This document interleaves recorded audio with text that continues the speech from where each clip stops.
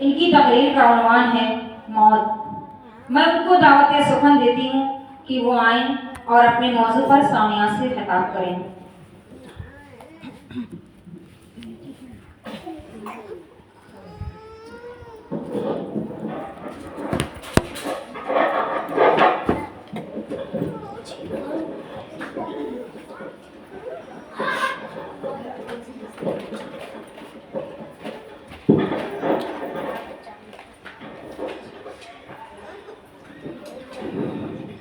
السلام علیکم ورحمۃ اللہ وبرکاتہ۔ الحمد للہ رب العالمین والصلاة والسلام على اشرف الانبیاء والمرسلین محمد وعلى آلہ وصحبہ اجمعین، اما بعد، قال اللہ تعالی فی القرآن المجید والفرقان الحمید: اعوذ باللہ من الشیطان الرجیم، بسم اللہ الرحمن الرحیم۔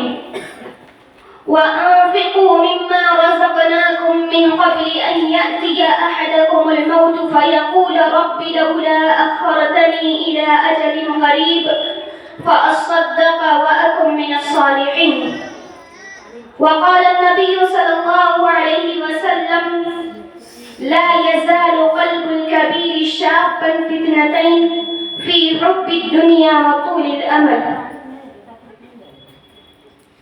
تمام قسم کی حمد و ثنا، کبریائی و بڑائی، تعریف و توصیف اس اللہ وحدہ لا شریک کے لیے ہے جس نے اس دار فانی میں ہمارا وجود بخشا۔ بعدہ کروڑوں درود و سلام ہو تمام انبیاء کرام پر، بالخصوص میرے اور آپ کے آخری نبی جناب محمد مصطفیٰ صلی اللہ علیہ وسلم پر، جو کہ ہمارے لیے مشعل راہ ہیں۔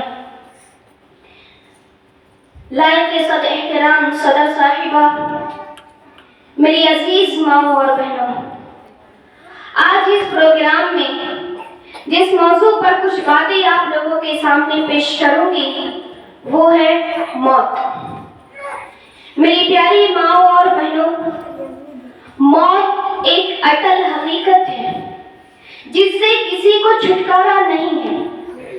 یہ ایک قانون الہی ہے کہ جس سے نہ انبیاء، نہ اولیاء، نہ شاہ و گدا مستثنیٰ ہے۔ موت ہر زندہ پر آتی ہے، بڑے پر بھی، چھوٹے پر بھی، مرد پر بھی، عورت پر بھی، نیک پر بھی، برے پر بھی، امیر پر بھی اور غریب پر بھی۔ اور جس پر آتی ہے نہ وہ تو خود اس سے بچ سکتا ہے اور نہ ہی اس کے ارد گرد آس پاس بیٹھے ہوں گے اس کے ورثاء، اقربا اور رشتہ دار اس کو موت سے بچا سکتے ہیں۔ الغرض اس سے کسی کو بھی چھٹکارا نہیں ہے، کوئی طاقتور ہو تب بھی، کوئی کمزور ہو تب بھی، ہر انسان کو، سب کو موت کا مزہ اور ذائقہ چکھنا ہے۔ اللہ رب العالمین کا فرمان ہے: کل نفس ذائقۃ الموت، ہر نفس کو موت کا مزہ چکھنا ہے۔ موت اپنے وقت مقررہ پر آتی ہے، نہ اس سے ایک لمحہ ایک سیکنڈ پہلے آتی ہے اور نہ ہی ایک لمحہ ایک سیکنڈ تاخیر اور دیر سے آتی ہے۔ اللہ رب العالمین کا فرمان ہے: وَلَن يُؤَخِّرَ اللَّهُ نَفْسًا إِذَا جَاءَ أَجَلُهَا، جب انسان کا مقررہ وقت آ جاتا ہے تو اسے مہلت اور چھوٹ نہیں دی جاتی ہے۔ کسی انسان کو اس کی موت کا وقت معلوم نہیں ہے اور نہ ہی یہ معلوم ہے کہ اسے کس جگہ پر موت آئے گی۔ البتہ موت کے وقت پر انسان جہاں کہیں بھی ہو، جس حالت میں بھی ہو، اسے موت آ کر رہے گی۔ اللہ رب العالمین کا فرمان ہے: وَمَا تَدْرِي نَفْسٌ مَاذَا تَكْسِبُ غَدًا وَمَا تَدْرِي نَفْسٌ بِأَيِّ أَرْضٍ تَمُوتُ۔ کوئی نفس یہ نہیں جانتا، کوئی انسان یہ نہیں جانتا کہ وہ کل کیا کچھ کمائے گا، اور کوئی انسان یہ بھی نہیں جانتا کہ وہ کس زمین میں مرے گا۔ لہذا ہمیں موت کے وقت سے پہلے کے وقت کو غنیمت تصور کرنا چاہیے اور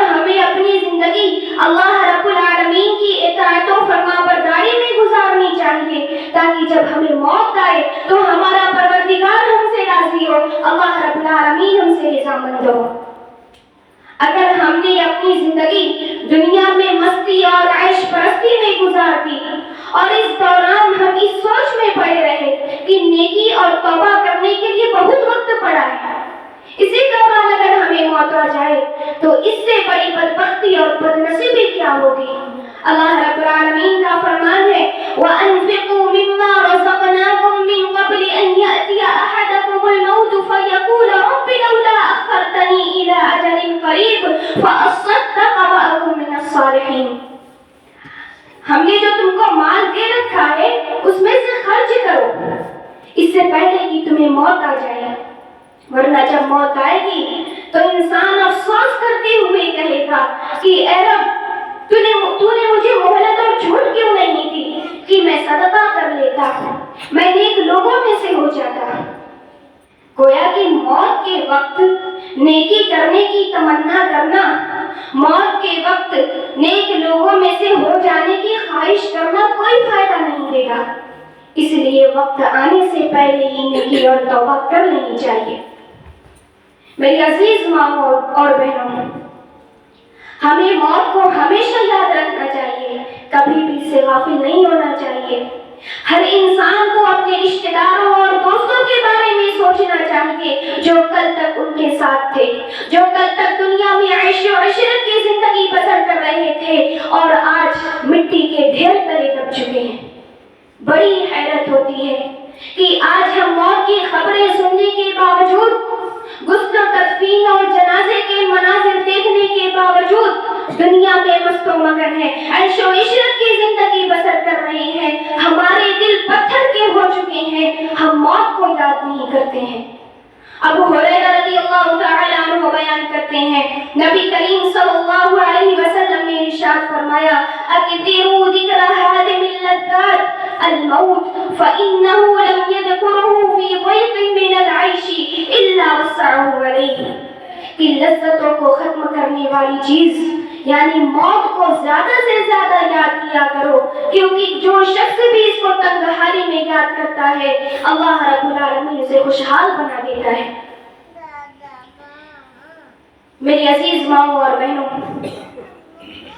اگر ہم اپنا دل نرم کرنا چاہتے ہیں تو ہمارے لیے ضروری ہے، اگر ہم اپنا دل نرم کرنا چاہتے ہیں تو ہمارے لیے ضروری ہے کہ ہم دینی مجلسوں میں حاضر ہوا کریں، اپنے ان گناہوں سے باز آ جائیں، ان گناہوں سے توبہ کر لیں جس میں ہم مبتلا اور منہمک ہیں۔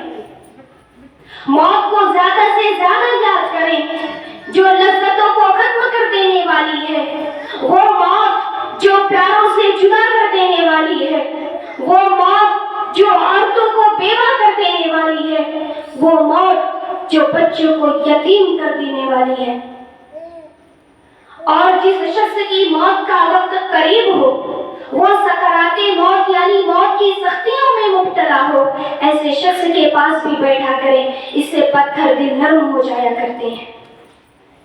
میری پیاری ماؤں اور بہنوں، موت اور موت کے بعد آنے والی تمام منزلیں، تمام مراحل انتہائی کٹھن اور بے حد خوفناک ہیں۔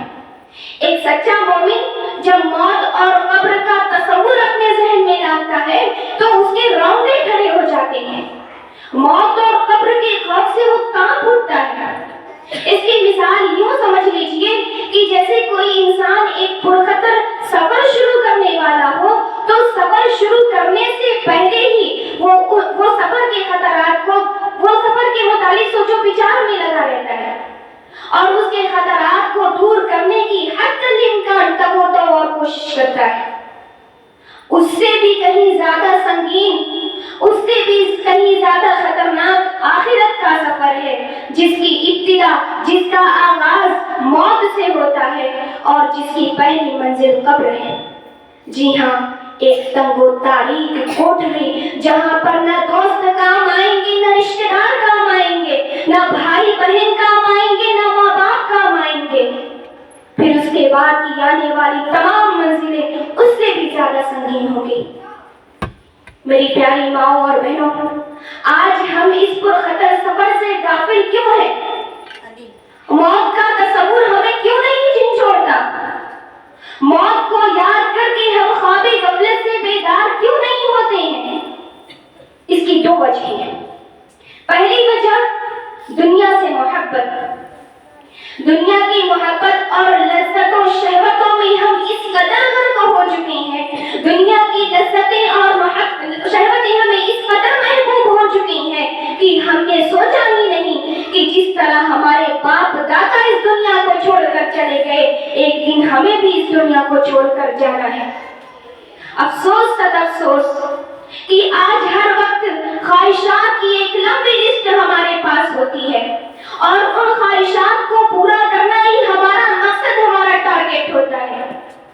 ابھی اس میں سے آدھی خواہشات پوری ہی ہوئی ہوتی ہیں کہ زندگی کا ایک بڑا حصہ گزر چکا ہوتا ہے، مزید خواہشات جنم لیتی ہیں اور ابھی وہ نامکمل ہی ہوتی ہیں کہ فرشتہ اجل دروازے پر آ پہنچتا ہے، تب سوائے پچھتاوے کے اور کچھ ہاتھ نہیں آتا۔ نبی کریم صلی اللہ علیہ وسلم کا فرمان ہے، لا یزال قلب الکبیر شاقا فتنتین فی حب الدنیا وطول الامل۔ یہ دو چیزوں کے متعلق ایک بوڑھے شخص کا دل ہمیشہ جوان رہتا ہے، ایک دنیا کی محبت اور دوسرا لمبی لمبی امیدیں۔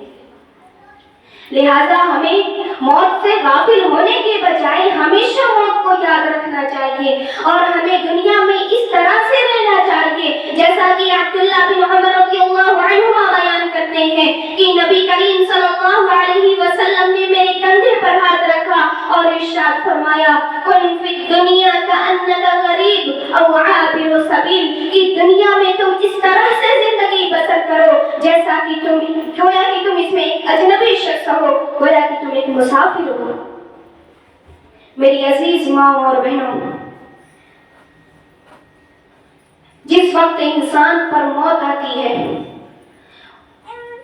موت سے غافل ہونے کی دوسری وجہ جہالت ہے۔ جہالت کا مطلب یہ ہے کہ کچھ لوگ اپنی جوانی سے دھوکہ کھا جاتے ہیں اور وہ یہ سمجھتے ہیں کہ موت جوانی میں نہیں بلکہ بڑھاپے میں آتی ہے، اور اسی جوانی کی وجہ سے وہ لوگ موت سے غافل ہوتے ہیں۔ حالانکہ اگر وہ اپنے محلے میں بوڑھے لوگوں کی گنتی کریں تو ان کی تعداد بہت کم ہی نظر آئے گی۔ یہ اس بات کی دلیل ہے کہ بہت سے لوگ، اکثر لوگ بڑھاپا آنے سے پہلے ہی کم عمری اور جوانی میں اس دنیا سے رخصت ہو جاتے ہیں، جبکہ کچھ لوگ اپنی صحت و تندرستی کی وجہ سے موت کو یاد نہیں کرتے اور وہ یہ سمجھتے ہیں کہ موت بیماری کی حالت میں آتی ہے۔ حالانکہ وہ اپنے ارد گرد آس پاس اگر جائزہ لیں تو وہ دیکھیں گے کہ بہت سے لوگ جو صحت و تندرست ہیں اچانک اس دنیا سے رخصت ہو گئے۔ تو کیا ان جیسی اچانک موت ہم پر نہیں آ سکتی؟ میری پیاری ماں اور بہنوں، جس وقت انسان پر موت آتی ہے وہ لمحہ آسان نہیں بلکہ انتہائی مشکل، دنیا کا زندگی کا سب سے سخت ترین لمحہ ہوتا ہے۔ اس کی سب سے بڑی دلیل نبی اکرم صلی اللہ علیہ وسلم کی موت ہے۔ چنانچہ حضرت عائشہ رضی اللہ عنہا بیان کرتی ہیں کہ جب نبی کریم صلی اللہ علیہ وسلم کی موت کا وقت قریب ہوا تو آپ صلی اللہ علیہ وسلم کے پاس ایک پیالے میں پانی رکھا ہوا تھا۔ آپ اپنا ہاتھ اس پانی میں داخل کرتے اور پھر ہاتھ کو چہرے پر پھیرتے اور فرماتے، ان لا الہ الا اللہ ان للموت لسکرات، اللہ کے سوا کوئی بھی معبود برحق نہیں، یقیناً موت کی سختیاں ہیں۔ پھر آپ صلی اللہ علیہ وسلم نے اپنے دونوں ہاتھ اوپر اٹھائے اور فرمایا، اللہم بالرفیق الاعلی۔ پھر آپ صلی اللہ علیہ وسلم کی روح قبض کر لی گئی اور آپ کے ہاتھ ڈھیلے پڑ گئے۔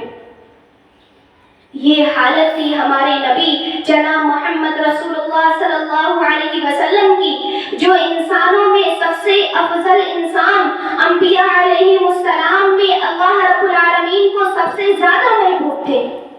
اب ذرا آپ سوچئے تو صحیح کہ میری اور آپ کی کیا حالت ہوگی اگر پیغمبروں کے سردار حضرت محمد صلی اللہ علیہ وسلم کو موت کی سختیوں کا احساس ہو رہا تھا، تو کیا موت کی سختیاں تو کیا ہم موت کی سختیوں سے بچ سکتے ہیں؟ ہرگز نہیں۔ وقت آنے سے پہلے غافل انسان کو چاہیے کہ اپنی غفلت سے بیدار ہو جائے، موت کا کڑوا گھونٹ پینے سے پہلے، سانس اور حرکات قلب کے بند ہو جانے سے پہلے، قبر کا پرخطر سفر شروع ہو جانے سے پہلے غافل اپنی غفلت سے خبردار ہو جائے گا۔ جب موت نے انبیاء و رسل، اولیاء و متقین کو معاف نہیں کیا تو ہم کیوں موت کی تیاری نہیں کرتے؟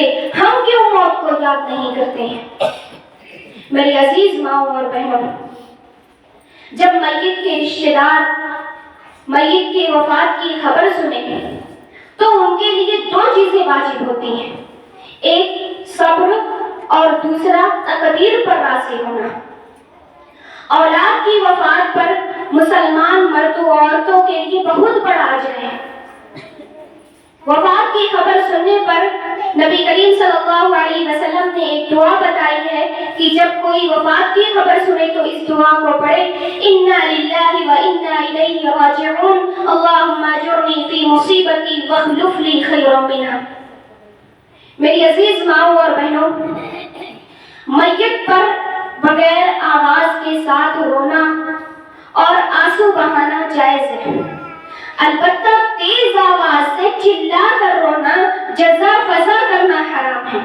نبی کریم صلی اللہ علیہ وسلم کا فرمان ہے کہ کیا تم نہیں سنتے کہ آنسو بہانے پر اللہ رب العالمین میت کو عذاب نہیں دیتا ہے اور نہ ہی دل کے غم پر عذاب دیتا ہے، بلکہ اس کی وجہ سے نبی صلی اللہ علیہ وسلم نے اپنی زبان کی طرف اشارہ کرتے ہوئے کہا کہ اس کی وجہ سے میت کو عذاب دیا جاتا ہے یا اس کو معاف کیا جاتا ہے، اور میت کو قبر میں اس کے گھر والوں کے نوحہ کرنے کی وجہ سے عذاب دیا جاتا ہے۔ نوحہ کا مطلب کیا ہے؟ نوحہ یعنی میت کے اوصاف مبالغہ کے ساتھ بڑا بڑا کر بیان کر کے چلانا، رونا، تیز تیز آواز سے چلانا، گریبان پھاڑنا، سینہ کوٹنا، بال نوچنا، یہ سب جاہلیت کے کام ہیں جو کہ بدعت ہے اور ناجائز ہے۔ میری عزیز ماں اور بہنوں، آج ہمارے سماج میں میت کی وفات کے بعد میت کے گھر والے تیسرے، ساتویں، چوتھے، 10ویں یا پھر 40ویں دن دعوتوں کا اہتمام کرتے ہیں۔ نبی کریم صلی اللہ علیہ وسلم اور صحابہ کرام رضوان اللہ علیہم اجمعین سے یہ عمل ثابت نہیں ہے، لہذا یہ بدعت ہے، حرام ہے، کبیرہ گناہ ہے۔ جریر بن عبداللہ بجلی رضی اللہ عنہ بیان کرتے ہیں کہ ہم لوگ میت کے گھر پر اجتماع کرنے، اکٹھا ہونے اور ان کے گھر پر کھانے کے انتظام کو نوحہ تصور کیا کرتے تھے، لہذا اہل میت کا دعوتوں کا اہتمام کرنا حرام اور ناجائز ہے۔ اہل میت کو کھانے کی تکلیف دے کر قرضدار کرنا ویسے بھی نامناسب اور اخلاقی جرم ہے، ویسے بھی وہ غمزدہ اور مصیبت زدہ ہیں، انہیں اتنی فرصت اور ہوش کہاں کی اتنی بڑی بڑی جماعتوں کے لیے کھانا تیار کریں۔ لہذا شرعی مسئلہ یہ ہے کہ متعلقین، دوست و احباب، رشتہ دار میت کے گھر والوں کے لیے کھانے کا انتظام کریں۔ نبی کریم صلی اللہ علیہ وسلم کا فرمان ہے، اصنعوا لآل جعفر طعاما فإنه قد أتاهم أمر قد شغلهم۔ نبی کریم صلی اللہ علیہ وسلم نے فرمایا کہ تم لوگ آل جعفر کے لیے کھانا تیار کرو، کیونکہ ان کو ایک ایسا معاملہ، ایک ایسی پریشانی پیش آئی ہے، یعنی وفات کا، جو ان کو مشغول کر دیا ہے۔ عام طور پر دیکھا جاتا ہے کہ لوگ ان بدعات و رسومات کی ادائیگی میں ہمت سے بڑھ کر مشقت اٹھاتے ہیں۔ غریب اور مفلس لوگ بھی ان رسومات کو لازماً ادا کرتے ہیں اور بعد میں قرض کی ادائیگی میں خواہ پریشان ہوتے ہیں۔ ویسے بھی عقل مندوں کی دنیا میں کہیں یہ نہیں دیکھا گیا کہ کہیں پر غمی کے موقع پر دعوتوں کا انتظام کیا جاتا ہے۔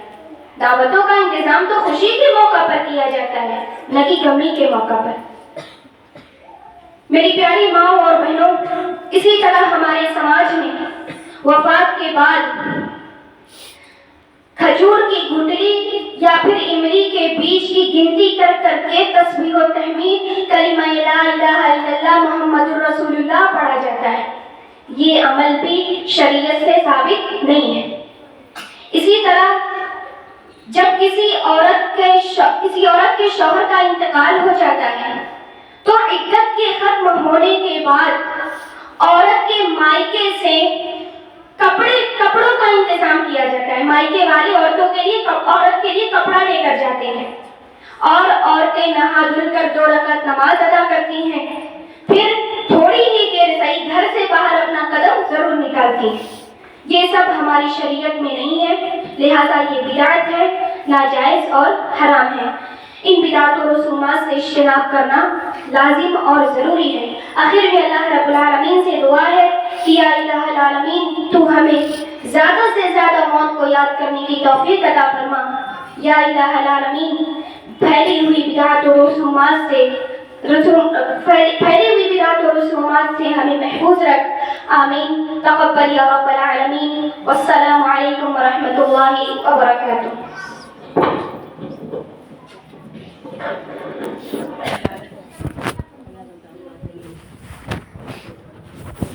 جزاک اللہ خیر و احسن الجزا فی الدارین۔